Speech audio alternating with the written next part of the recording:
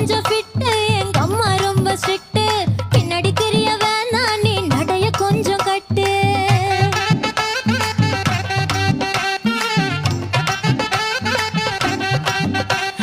வண்டி மாட பூட்டி அந்த வாய்க்கா ஓர ஓட்டி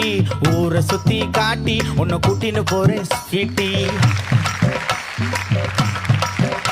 நான் ரொம்ப கோபக்காரி நீ சுத்துற ஒரு மாதிரி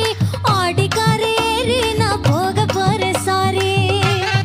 ஓ அப்படியா